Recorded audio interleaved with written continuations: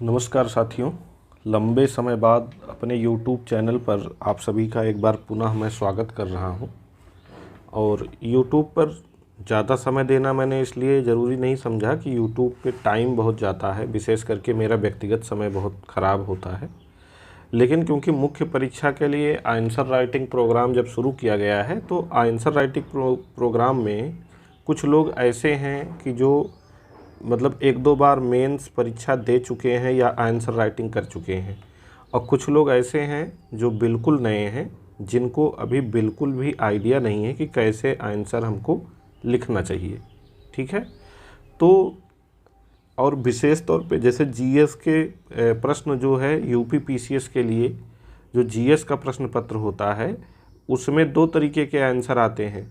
एक 125 शब्द वाला होता है 8 अंकों का, और एक 200 शब्दों वाला होता है क्या कहते हैं 12 अंकों का। ठीक है, तो यहाँ पे शब्द सीमा भी कम होती है और सीधे सीधे टू द पॉइंट लिखना होता है, कम शब्दों में लिखना होता है। तो जीएस के प्रश्न पत्रों को लिखने में मतलब जीएस की आंसर राइटिंग करने में आमतौर पे लोगों को उतनी प्रॉब्लम फेस नहीं करनी पड़ती है जितना कि निबंध के प्रश्न पत्र में मतलब प्रॉब्लम झेलनी पड़ती है। तो इसी बात को ध्यान में रखते हुए मैंने सोचा कि निबंध लिखने का एक मोटा आइडिया आप लोगों को दे दिया जाए कि निबंध कैसे लिखा जाता है, निबंध को लिखना आप कैसे शुरू करेंगे, क्या करेंगे, निबंध में क्या पूछा गया है। इन सब चीज़ों को जानने के बाद आप अपने आप से लिखना जब शुरू करेंगे तो चीज़ें बेहतर हो जाएंगी, आसान हो जाएंगी। देखिए, मैंने पहले कुछ चीज़ों को नोट कर रखा है ताकि आपको समझाने में आसानी हो, ज़्यादा समय जो है लिखने में ना जाए। देखिए, मैंने लिखा है निबंध जो यूपी, देखिए यहाँ यूपी पीसीएस के निबंध की मैं बात कर रहा हूँ। ठीक है, यूपीएससी के निबंध की बात नहीं हो रही है या किसी अन्य परीक्षा के निबंध की बात यहाँ नहीं की जा रही है। यहाँ यूपी पीसीएस परीक्षा में जो निबंध प्रश्न पत्र आता है, निबंध पूछा जाता है, वो जो है मतलब यहाँ पे मैं आपको समझाने की कोशिश कर रहा हूँ। देखिए, निबंध का जो प्रश्न पत्र होता है उसके लिए जो निर्धारित समय होता है 3 घंटे होते हैं। ठीक, शब्द सीमा 700 होती है, यानी एक निबंध 700 शब्दों में, मतलब शब्द सीमा का मतलब ये हुआ कि 700 शब्दों का मतलब ये हुआ कि 650 से लेकर के 750 शब्द तक, मतलब हमारी एक लिमिट होती है मोटी मोटा कि इसी में हमें अपना निबंध पूरा कर लेना चाहिए, इसीलिए एक शब्द सीमा निर्धारित की गई है। बल्कि आप ये मान लीजिए कि 675 शब्दों से 725 शब्दों तक ही अपना निबंध पूरा करने की कोशिश हमको करना चाहिए एक निबंध के लिए। ठीक, निबंध का जो हमारा प्रश्न पत्र होता है, अगर आपने अनसाल पेपर देखा होगा यूपी पीसीएस का या मेंस दिया होगा तो आपको आइडिया होगा कि 3 खंडों में आता है। खंड आ होता है, खंड बा होता है और खंड सा होता है। ठीक है, खंड आ में 1, 2, 3 यानी 3 शीर्षक दिए होते हैं निबंध के, जो आमतौर पर साहित्यिक या सामाजिक क्षेत्र से संबंधित होते हैं। ठीक है, जो सेक्शन ए में निबंध आता है वो साहित्यिक या सामाजिक क्षेत्र से संबंधित होता है, और इन तीनों में से मतलब प्रत्येक खंड से एक निबंध लिखना होता है। तो कहने का मतलब ये हुआ कि खंड आ से हमको कोई एक निबंध चूज करना पड़ता है, जो लिखना पड़ता है, जो लिखना होता है। ठीक, 1, 2, 3 दिया रहता है, उसमें से कोई एक निबंध हमें, जो हमें अच्छे से मालूम हो, जिसमें हम सहज हों, उसे लिखना होता है। ठीक है, उसके बाद जब खंड बा आता है हमारा, तो इसमें देखिए 4, 5 और 6 करके निबंध दिया होता है। तो इन 4, 5, 6 वाले सेक्शन में से भी कोई एक सेक्शन हमको चूज करना पड़ता है और उसे ही हमको लिखना होता है। ठीक है, और ये खंड बा जो आता है ये कृषि, विज्ञान या औद्योगिक क्षेत्र से संबंधित होता है। ठीक, खंड सा जो आता है वो अक्सर करंट के मुद्दों से संबंधित होता है, यानी आप कह सकते हैं कि समसामयिक क्षेत्र से संबंधित होता है, और इसमें भी 7, 8 और 9 3 सेक्शन दिए होते हैं। ठीक, तो प्रत्येक सेक्शन से हमको एक निबंध लिखना है। निबंध के लिए जो पूर्णांक है हमारा 150 अंकों का है। ठीक है, 150 अंकों का, यानी कि एक निबंध हमारा 50 अंक का हुआ। एक निबंध को हमको 50 अंकों में लिखना है। 700 शब्द हैं, 50 नंबर का एक हमारा निबंध है। ठीक, तो साहित्य के या सामाजिक क्षेत्र और कृषि विज्ञान या औद्योगिक क्षेत्र और समसामयिक क्षेत्र, 3 तरीके के निबंध आशा करके आएंगे। 3 घंटे का समय होगा, 700 शब्द में प्रत्येक निबंध, यानी टोटल आपको ये कह लीजिए कि 2100 शब्द लिखने हैं। 3 घंटे का मतलब 180 मिनट आपके पास है। ठीक, 180 को जब 3 से डिवाइड करेंगे तो 60 मिनट लगभग एक निबंध के लिए आपको मिलते हैं।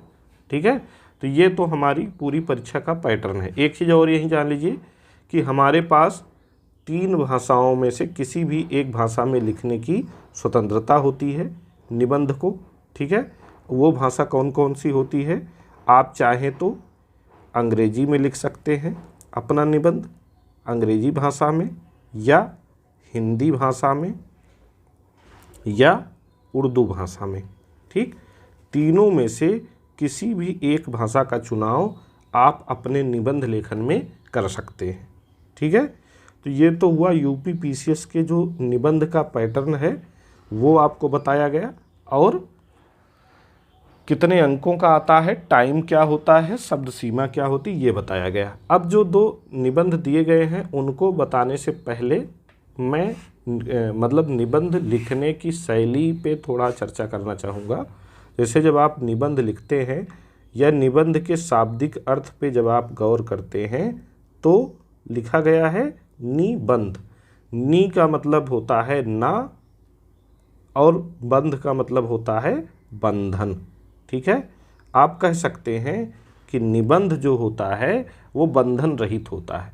ठीक है, ऐसा लेख जो बंधन रहित हो उसको क्या कहेंगे? निबंध कहेंगे। अब यहाँ बंधन रहित होने का मतलब ये नहीं हुआ कि हमारे पास लिखने के लिए कोई शब्द सीमा निर्धारित नहीं होगी। बंधन रहित मतलब कहने का मतलब ये हुआ कि हमारा निबंध ऐसा होगा, मतलब निबंध ऐसा होना चाहिए जो स्वतंत्र चिंतन पर आधारित हो।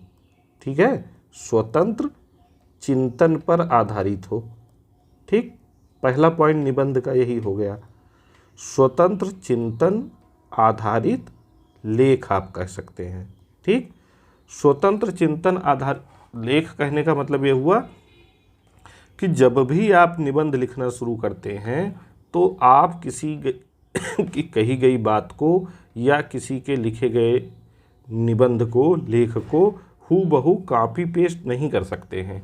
निबंध क्या होता है? आपकी अपनी मौलिक अभिव्यक्ति होती है, आपको अपनी मौलिक भाषा में निबंध लिखना होता है। इसीलिए मैं हमेशा कहता हूँ कि जब भी आप निबंध लिखें, जब भी आप निबंध लिखना शुरू करें, आप अपना मौलिक चिंतन लिखें।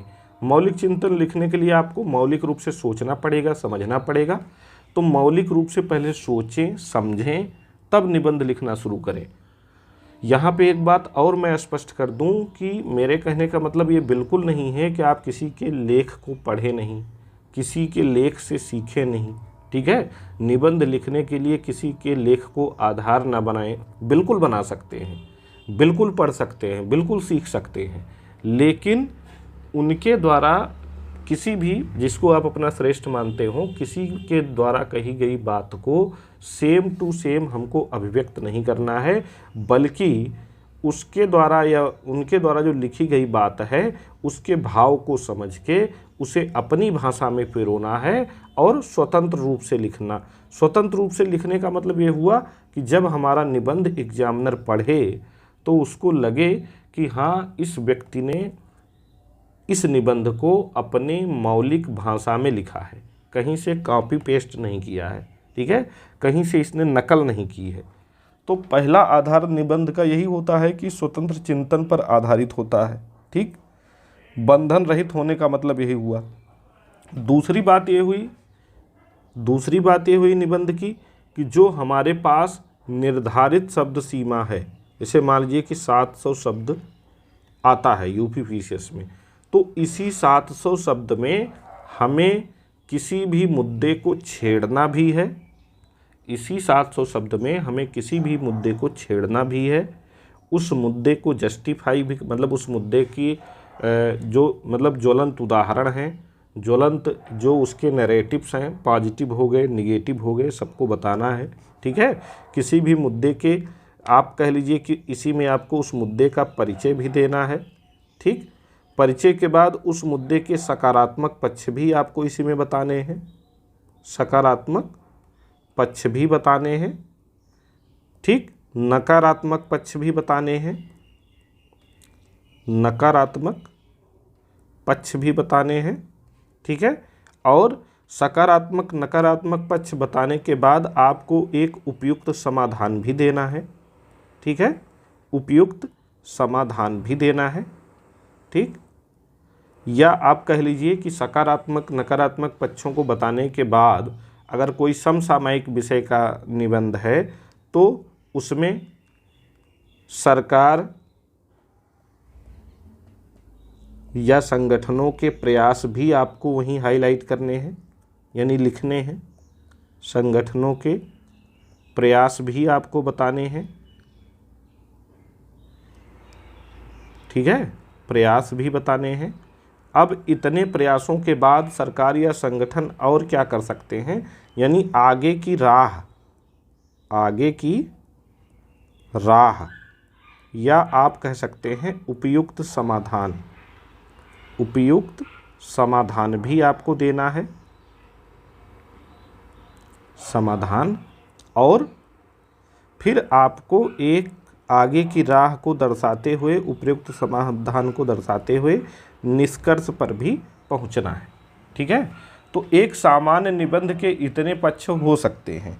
परिचय हो सकता है, उसके सकारात्मक पक्ष हो सकते हैं, उसके नकारात्मक पक्ष हो सकते हैं, सरकार या संगठनों के प्रयास हो सकते हैं, और उस प्रयास के अतिरिक्त जो कमियां रह गई हैं उसको किस तरीके से संबंधित मुद्दे से संबंधित जो समस्याएं हैं उनको दूर किया जा सकता है। इसके लिए आगे की राह या उपयुक्त समाधान भी आपको इतने ही शब्दों में बताने हैं और फिर निष्कर्ष पे पहुंचना है। और इन सब के लिए हमारे पास शब्द सीमा कितनी है, मात्र 700 शब्दों की है। ठीक है, मात्र 700 शब्द। देखिए, जब आपको कुछ नहीं आ रहा है संबंधित मुद्दे के विषय में तो 700 शब्द बहुत ज़्यादा भी लगता है, और अगर कुछ आ रहा है तो 700 शब्द मतलब अच्छे से जानकारी है, 700 शब्द बहुत कम भी लगता है।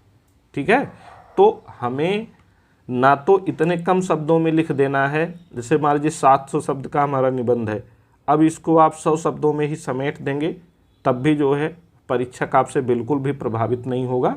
ठीक है, और आपको 100 शब्दों की मेहनत का भी पूरा अंक नहीं मिलेगा, क्योंकि आपने एक तरीके से परीक्षक को फ्रस्ट्रेट कर दिया है इतने कम शब्दों में लिखकर। ठीक है, यानी उसका पूर्वाग्रह या उसकी पूर्व धारणा ही ये बन जाएगी कि इस बच्चे को संबंधित मुद्दे के विषय में ना के बराबर जानकारी है। ठीक है, तो इतने कम शब्दों में भी नहीं लिखना है, और 700 शब्दों में पूछा गया है तो इसको आप 1200-1500 शब्दों में भी नहीं लिख सकते हैं।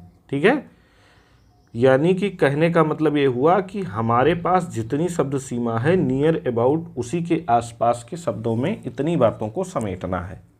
ठीक है, तो ये हो गया निबंध का मतलब या किसी प्रश्न के उत्तर लिखने का मतलब। ठीक, अब निबंध में क्या क्या चरण होते हैं, ये तो हो गया कि मतलब एक सामान्य कोई मुद्दा है उस पर लिखने की बात। अब निबंध के क्या क्या चरण होते हैं, जैसे जब आप निबंध लिखते हो तो निबंध के क्या क्या चरण हो सकते हैं।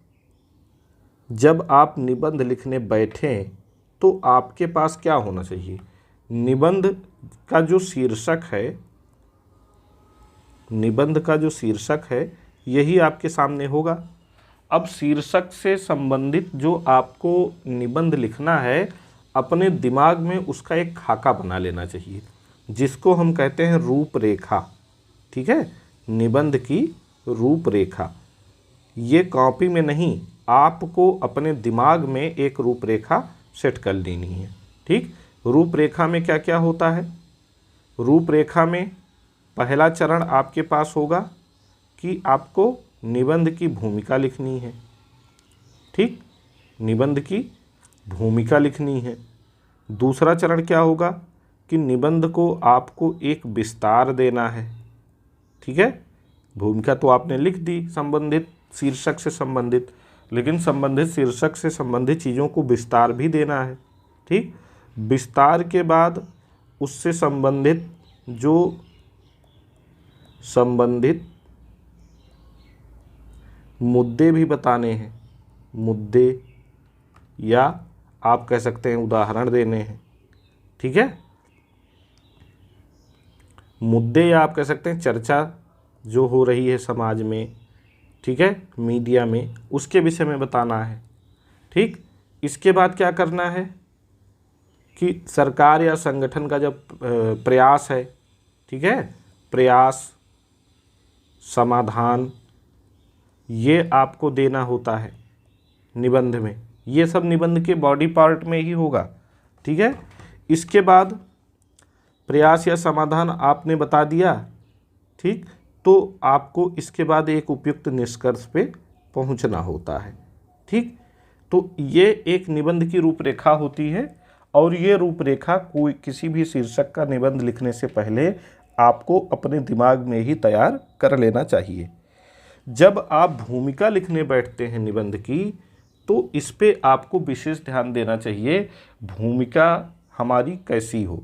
ठीक, भूमिका हमारी कैसी हो, भूमिका हमारी ऐसी, मतलब भूमिका पे ही हमारी हमारा पूरा निबंध, हमारा पूरा लेख निर्भर करता है। भूमिका लिखने के लिए हमारे पास संबंधित मुद्दे की बेहतर समझ होनी चाहिए।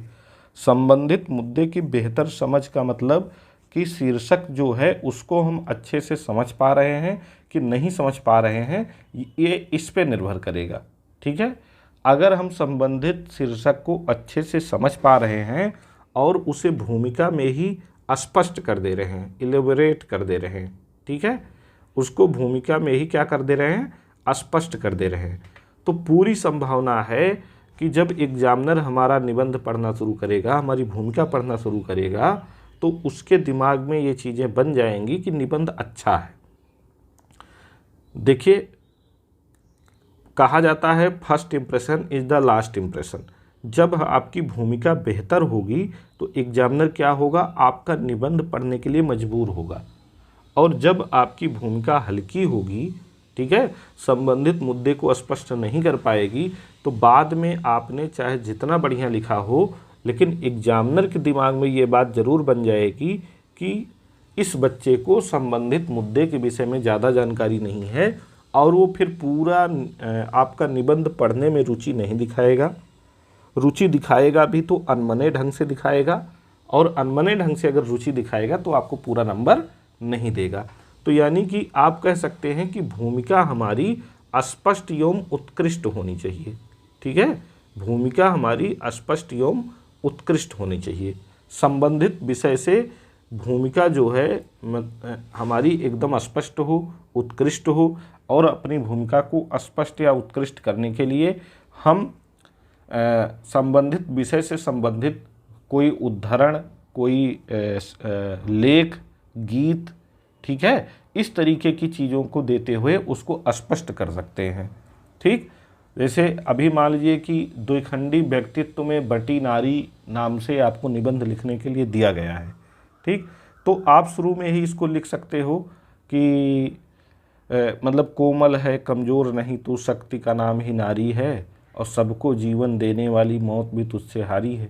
ठीक है, ये इस पंक्ति को लिखिए और उसके बाद इस पंक्ति को स्पष्ट कर दीजिए। मतलब इस पंक्ति को कहने का मतलब क्या है, लिखने का मतलब क्या है, इसको इलेबोरेट कर दीजिए।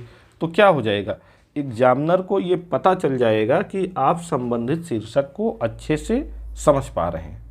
ठीक है, बाकी अभी जो दोनों निबंध दिए गए हैं उनके विषय में और स्पष्टता से आपको बताया जाएगा। मेरे कहने का यहाँ केवल इतना मतलब है कि भूमिका आपकी बैलेंस्ड होनी चाहिए, यानी संतुलित होनी चाहिए, स्पष्ट होनी चाहिए, उत्कृष्ट होनी चाहिए। भूमिका पे ही हमारा पूरा लेख, हमारा पूरा निबंध या हमारा पूरा आंसर डिपेंड करता है। ठीक है, आंसर तो मान लीजिए कि आपको 125 या 200 शब्दों में लिखना होता है, तो वहाँ परिचय उतना महत्वपूर्ण नहीं रह जाता, लेकिन जब आपको 700-800 शब्दों में चीज़ों को लिखना होता है तो वहाँ परिचय काफ़ी महत्वपूर्ण हो जाता है, क्योंकि 700-800 शब्द पढ़ने में रुचि एग्जामिनर तभी दिखाएगा जब हमारा या आपका परिचय बेहतर होगा, हमारी आपकी भूमिका बेहतर होगी। ठीक है, तो ये तो हो गया भूमिका से संबंधित चीज़ों को मतलब कहने का हमारा मतलब कि भूमिका हमारी कैसी होनी चाहिए, ये हमने आपको बताया। ठीक है, भूमिका हमारी कैसी होनी चाहिए ये आपको यहाँ हमने बताया। अब आगे देखिए, आगे हम लोग देखते हैं विस्तार।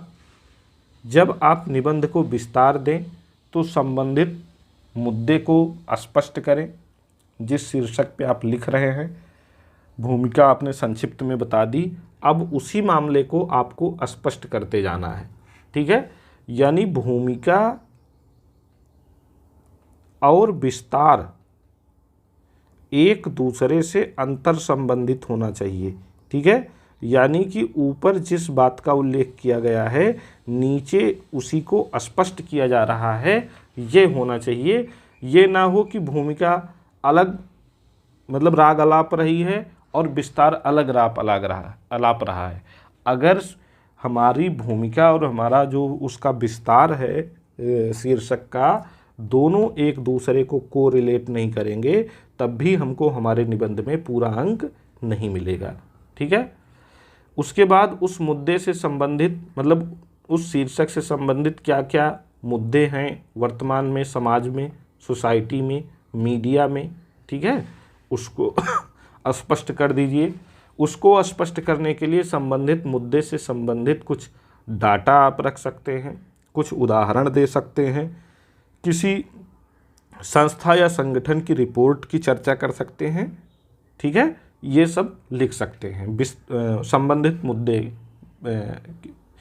मतलब संबंधित मुद्दे को लिखने के तहत। ठीक, इसके बाद आपने भूमिका लिख दी, आपने विस्तार लिख दिया, संबंधित मुद्दे से संबंधित 2-4 आपने उदाहरण दे दिए, डाटा दे दिए।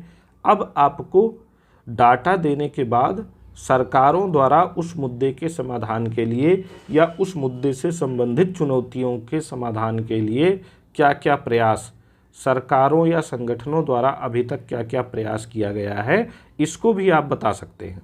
ठीक है, क्योंकि आपके पास शब्द सीमा 700 है तो एक तरीके से आपके पास मुद्दे को स्पष्ट करने की पूरी आज़ादी है।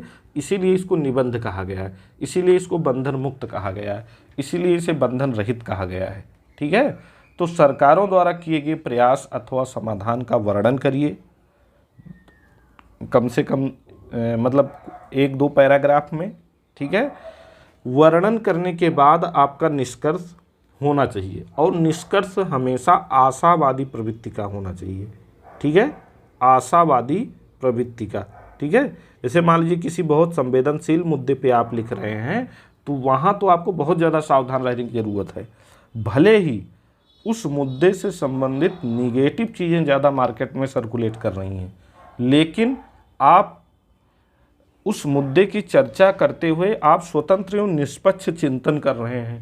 स्वतंत्र एवं निष्पक्ष चिंतन करने के क्रम में आप किसी भी विचारधारा के व्यक्ति हों, आप सरकार या संगठन की आलोचना निष्कर्ष में नहीं कर सकते हैं। ठीक है, सरकार या संगठन की आलोचना नहीं कर सकते आप। ठीक, आलोचना नहीं कर सकते हैं, नहीं कर सकते। तो आलोचना अगर नहीं कर सकते तो आपको क्या करना है कि किसी मतलब सरकार या संगठन के प्रयासों को बताना है। ठीक है, आशावादी दृष्टिकोण रखना है।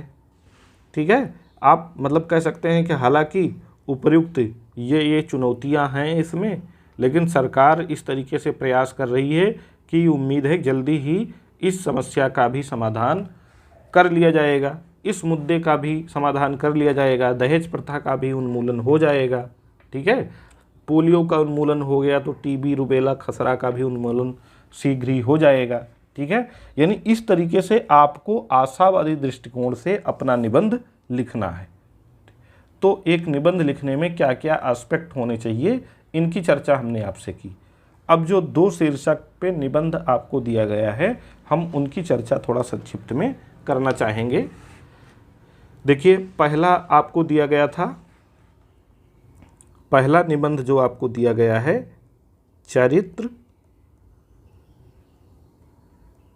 निर्माण में साहित्य की भूमिका। ठीक, अब देखिए ये हमारा शीर्षक है, चरित्र निर्माण में साहित्य की भूमिका। देखिए, निबंध जब भी हम लिखें तो सबसे पहले जरूरी हो जाता है कि हम निबंध का शीर्षक कह क्या रहा है उसको अच्छे से समझ लें। ठीक है, उसको अच्छे से समझने के बाद ही हम उस निबंध की रूपरेखा अपने दिमाग में बना सकते हैं। तो देखिए ये क्या कह रहा है, चरित्र निर्माण में साहित्य की भूमिका, यानी साहित्य किस तरीके से लोगों के या समाज के चरित्र निर्माण में सहायक है, इसको हमको स्पष्ट करना है। ठीक है, तो देखिए जब आप इस तरीके के शीर्षक का निबंध लिखें, तो जब आप मतलब रूपरेखा निबंध की जब बनाएंगे, रूप रेखा, एक चीज़ और ध्यान देना है, अच्छा निबंध वही माना जाएगा जिस निबंध में आप हेडिंग नहीं डालेंगे। मतलब पैराग्राफ में एक, जैसे एक पैराग्राफ में आपने भूमिका लिख दी, एक पैराग्राफ में आपने विस्तार लिख दिया, एक पैराग्राफ में उससे संबंधित मुद्दे या चुनौतियां बता दी, और एक पैराग्राफ में उससे संबंधित आपने जो है सरकार के प्रयास बता दिए, और एक पैराग्राफ में आगे की राह बता दी, और अगले पैराग्राफ में आपने निष्कर्ष लिख दिया। ठीक है, आपको हेडिंग नहीं डालना है। रूपरेखा इसलिए केवल बताई जा रही है कि इससे आपके दिमाग में बनेगा कि कैसे कैसे हमको अपने पैराग्राफ को फ्रेम करना है। ठीक, तो देखिए चरित्र निर्माण में सबसे पहले आप भूमिका लिखेंगे। ठीक, भूमिका में क्या क्या लिखेंगे? भूमिका में देखिए हमने कहा कि शीर्षक को स्पष्ट करना बहुत ज़रूरी है, शीर्षक को समझना बहुत ज़रूरी है। तो चरित्र क्या है इसको स्पष्ट करना चाहिए आपको, और साहित्य क्या है इसको भी स्पष्ट करना चाहिए। ठीक है, उसके बाद ये बताना चाहिए कि साहित्य चरित्र निर्माण में सहायक किस प्रकार है। ठीक, चरित्र क्या है, मतलब हमारे समाज में कुछ मूल्य निर्धारित किए गए हैं, कुछ मापदंड निर्धारित किए गए हैं, कुछ नैतिकता निर्धारित की गई है या नैतिक मूल्य निर्धारित किए गए हैं। उन नैतिक मूल्यों को भली भांति जो पालन करता है उसे मतलब एक चरित्रवान व्यक्ति कहा जाता है। जिस समाज में या जिस परिवार में या जिस देश में या जिस प्रदेश में मतलब जो नैतिक मूल्य निर्धारित किए गए, जो प्रतिमान निर्धारित किए गए हैं, उन प्रतिमानों का जब सार्थक रूप में निर्वाह किया जाए, उन प्रतिमानों का जब मतलब सार्थक तरीके से, पॉजिटिव तरीके से, सकारात्मक तरीके से निर्वहन किया जाए, तो उसे क्या कहते हैं? चरित्र कहते हैं। उसको चरित्र का रूप दे दिया जाता है। ठीक, ये आप चरित्र की परिभाषा में लिख सकते हैं। साहित्य में बहुत अच्छा इसका मतलब विच्छेद कर सकते हैं। इस तरीके के सवाल पहले भी पूछे जाते रहे हैं। ठीक, सा प्लस हित्य 2 शब्द हैं, इसका विच्छेद करेंगे। ठीक है, तो सा का मतलब आप यहाँ लिख सकते हैं समाज, और हित का मतलब क्या हो गया? हित में, यानी कि समाज के जो हित में हो वही साहित्य है। यानी इसका मतलब क्या हो गया? साहित्य समाज के हित में होता ही है। तो जब साहित्य समाज के हित में होता ही है और समाज में अच्छे चरित्र के लोगों का होना बहुत ज़रूरी है, समाज में या एक समाज के लोगों का चरित्रवान होना बहुत ज़रूरी है, किसी देश या प्रदेश के लोगों का चरित्रवान होना बहुत ज़रूरी है, तभी वह देश या प्रदेश प्रगति कर सकता है। ठीक है, तो यहाँ आप जो है चरित्र और साहित्य को इस तरीके से स्पष्ट कर सकते हैं।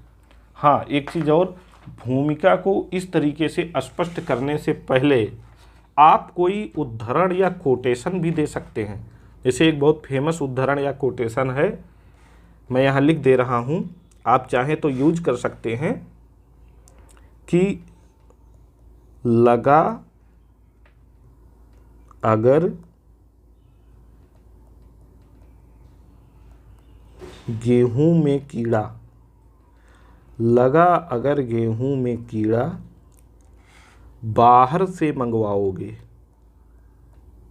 बाहर से मंगवाओगे, मंगवाओगे। ठीक, आगे, घुना चारित्र देश का, घुना चारित्र देश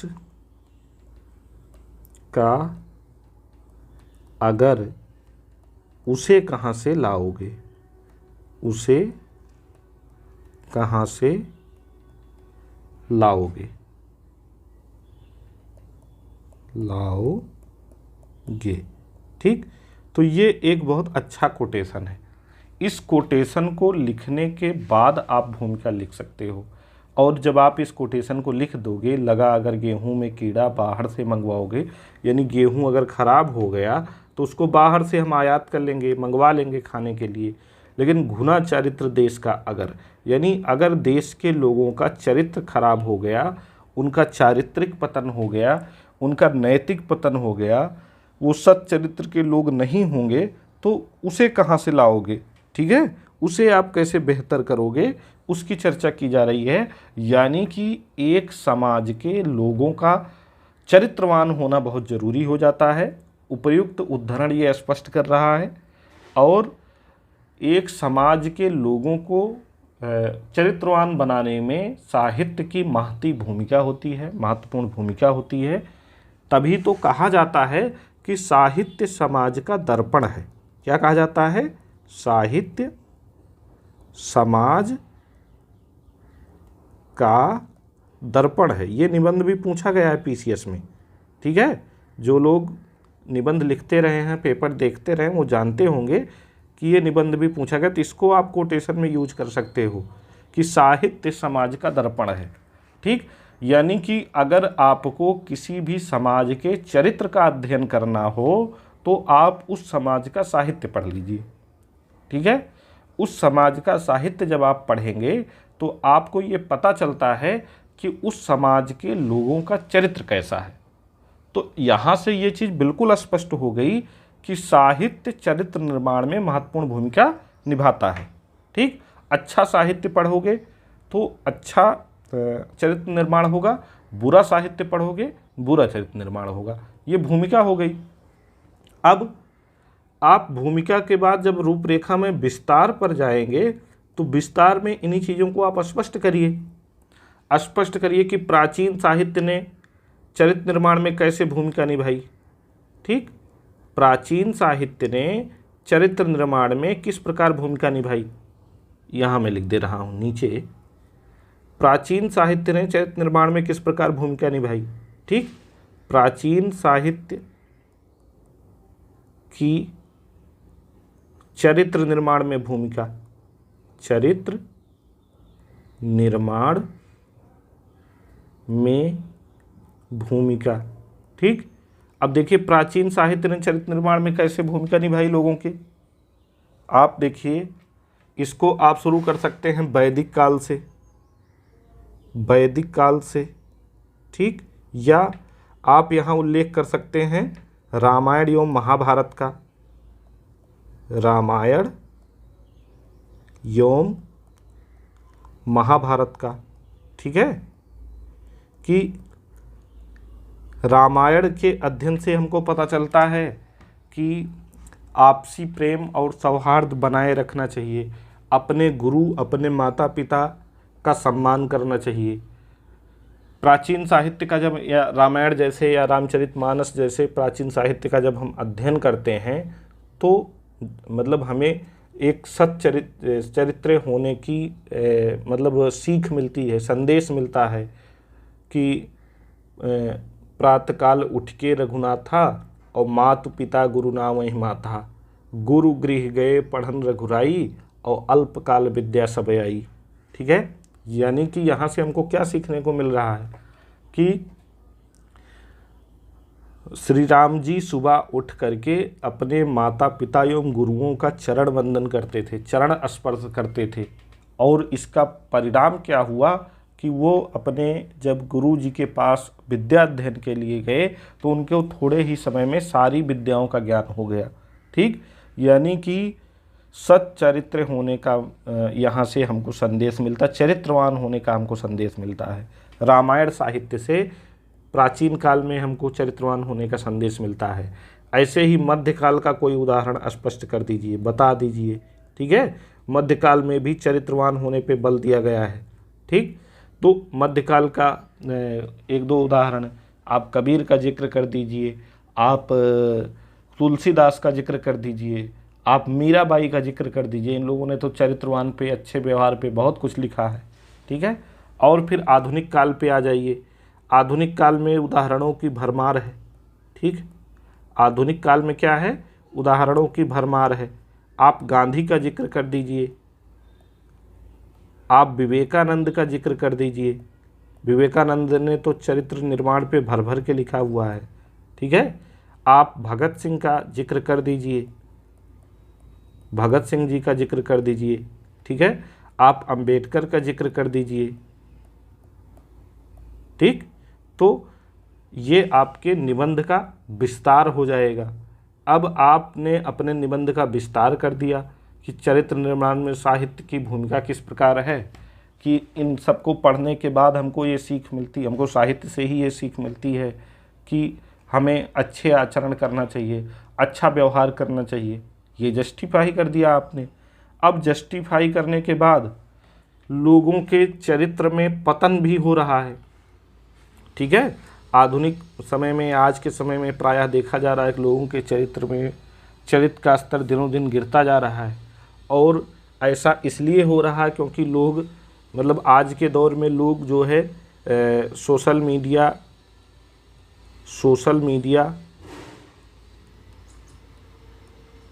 प्रिंट मीडिया आदि माध्यमों पर ज़्यादा समय दे रहे हैं। और आदि माध्यमों पर जो है फेक न्यूज़, ठीक है, न्यूड या अशोभनीय वीडियो, ठीक है, गंदी बातें आदि का बोलबाला है, गंदी बातें आदि का बोलबाला है। तो लोग यही सीख रहे हैं। तो इससे क्या हो गया, हमारे समाज का चारित्रिक पतन हो रहा है। ठीक है, और इसको सुधारा कैसे जा सकता है, इसका विस्तार कर दीजिए कि लोगों को सोशल मीडिया, प्रिंट मीडिया आदि पर, मतलब गलत चीज़ों के पीछे ज़्यादा समय देने के बजाय, मतलब यद्यपि सोशल मीडिया, प्रिंट मीडिया आज के समय की मांग है, हम इससे बच नहीं सकते हैं, हम इससे दूरी नहीं बना सकते हैं, किंतु सोशल मीडिया और प्रिंट मीडिया, टीवी, रेडियो आदि जो संचार के विभिन्न माध्यम हैं, ये हमको अच्छी चीज़ें, मतलब गंदी चीज़ें ही नहीं सिखाते हैं, बल्कि बहुत सारी अच्छी चीज़ों की भी सीख देते हैं। इसका भी उदाहरण दे दीजिए। ठीक है, इनके माध्यम से ही हमको अच्छी पुस्तकों की जानकारी मिलती है, अच्छे लेख आसानी से पढ़ने को मिल जाते हैं, अच्छे संपादकीय पेज आसानी से पढ़ने को मिल जाते हैं, जिससे हमको मतलब अपने चरित्र निर्माण से संबंधित कई सार्थक चीज़ें, कई उपयोगी चीज़ें सीखने को, जानने को मिल जाती हैं। ठीक है, जो हमारे चरित्र के निर्माण में सकारात्मक भूमिका निभाता है। तो ज़रूरत है तो मतलब फेक न्यूज़, न्यूड वीडियो और गंदी बातों की प्रामाणिकता की जांच करते हुए इनसे दूरी बनाने की। ठीक है, तो अगर हम इनसे दूरी बनाने में सफल हो गए और इस पर भी हम अच्छे साहित्य को फॉलो करने लगे, तो निश्चित तौर पे हमारे देश का, हमारे समाज का बेहतर चरित्र निर्माण होगा। ठीक है, तो उपर्युक्त विभिन्न तथ्यों के आधार पर स्पष्ट रूप से हम कह सकते हैं कि साहित्य हमारे चरित्र निर्माण में मतलब एकदम निर्णायक, स्पष्ट एवं सकारात्मक भूमिका अदा करता है। ज़रूरत है तो हमें अच्छे साहित्य को पढ़ने की, अच्छे लोगों के बीच बैठने की। ठीक है, तो आपका ये निबंध पूरी तरह तैयार हो गया, निबंध आपका जस्टिफाई हो गया। ठीक है, तो आपके निबंध की रूपरेखा ये होनी चाहिए। चरित्र निर्माण में साहित्य की भूमिका में ये आपको लिखना है। भूमिका लिखना है, विस्तार लिखना है, संबंधित आपको मुद्दे बताने हैं, फिर मुद्दे से संबंधित आपको समाधान देना है और फिर आपको निष्कर्ष लिखना है। ठीक है, निष्कर्ष लिख देना है। तो इतना स्टेप अगर आप फॉलो कर लेंगे तो चरित्र निर्माण में साहित्य की भूमिका एकदम स्पष्ट हो जाएगी। ठीक है, तो ये तो पहला शीर्षक हो गया। इस वीडियो को आप लोग पूरा देखिएगा, बिना मतलब स्किप किए हुए पूरा वीडियो देखिएगा। वीडियो देखने के बाद आप लोग अपनी राय हमको ज़रूर दीजिएगा कि आपको ये कैसा लगा। तो जो दूसरा शीर्षक है निबंध का, उसके लिए भी एक छोटा सा वीडियो बना देंगे हम, जिससे आपको दूसरा शीर्षक भी लिखने में काफ़ी आसानी होगी। ठीक है, साथ ही साथ हम ये भी कहना चाहेंगे कि निबंध इस वीडियो को देखने के बाद लिखना ज़रूर शुरू कर दीजिए। जब आपकी पेन चलेगी, जब आप लिखना शुरू करेंगे, तभी आपके विचार आते जाएंगे, आपकी पेन चलती जाएगी, आप लिखते जाएंगे। ठीक, तो आप ऐसा करिए, इन चीज़ों को फॉलो करिए। उसके बाद भी अगर कोई समस्या आ रही है तो हमको बताइए। इतना ज़रूर ध्यान देना है, निबंध हम किसी कोटेशन या उद्धरण से शुरू कर सकते हैं। भूमिका एकदम स्पष्ट लिखना है। ठीक है, और हेडिंग में निबंध नहीं लिखना है, हमको निबंध लिखना है पैराग्राफ में। ठीक है, निबंध हमको पैराग्राफ में लिखना है। भूमिका और निष्कर्ष हमारा एकदम स्पष्ट होना चाहिए, उत्कृष्ट होना चाहिए, वजनदार होना चाहिए, इनरिच होना चाहिए। इसको मतलब भूमिका और निष्कर्ष में हमको केवल कोरम नहीं पूरा करना है, बल्कि मतलब मजबूत उदाहरण, समृद्ध उदाहरणों के साथ अपनी बात को शुरू भी करना है और समाप्त भी करना है। तो आप इस वीडियो को देखिए, उसके बाद अपना फीडबैक ज़रूर दीजिए कमेंट सेक्शन में जाके। उसके बाद फिर अगला जो शीर्षक दिया गया है निबंध लिखने का, उसके विषय में भी हम आपसे चर्चा कर लेंगे। धन्यवाद।